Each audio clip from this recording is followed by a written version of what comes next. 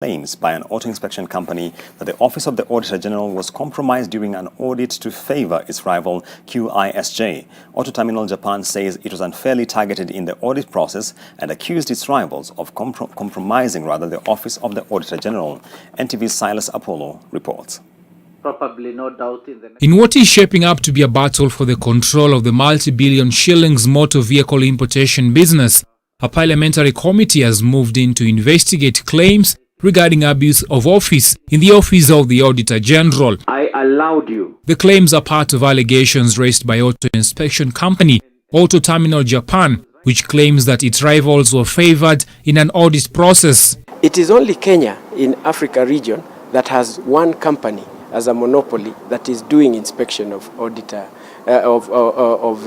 inspection of motor vehicles, which include my passion of emission tests, and so many other things. In Parliament, Isaac Kalua, who manages the Japanese local subsidiary, was put to task over the allegations raised in the audit report of his firm. What you're saying is that you're confirming this certificate, but you're saying that this certificate, it reads that you are doing maintenance, but what it actually means is that it is not maintenance, it is diagnosis. But Kalua denied the allegations, saying the matters raised had been addressed before the audit process. Actually wrote to the Speaker of National Assembly to be invited to sit in this committee. No, that actually, shows my own intention, Mr. Chair. Auto Terminal Japan is seeking a license from the Kenya Bureau of Standards to do a pre-shipment inspection of vehicles in Japan before they are imported into the country, a job currently done by QISJ. Silas Apollo, NTV. And on to some good news for investors. The Nairobi Securities Exchange clawed back some lost ground during Tuesday's trade, gaining marginally even as the 20-share index fell further. The value of shares at the exchange rose by 26.2 billion shillings during Tuesday's trade, attributable mainly to a 2.7% gain in the shares of the mobile telephony service provider Safaricom.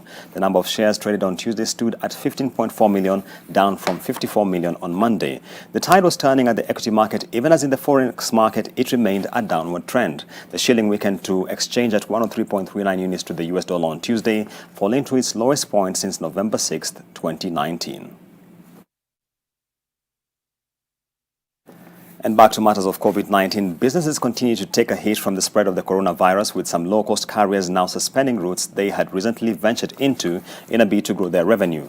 Jambojet has, with immediate effect, suspended flights to Kigali and Entebbe as a precautionary measure against the spread of the coronavirus. Jambojet began flying to Kigali in September 2019, a move that was aimed at broadening its regional footprint. The low-cost carrier says all affected passengers will be catered for through alternative flights. The aviation sector has taken a hit from the coronavirus as airlines suspend flights mainly to affected destinations.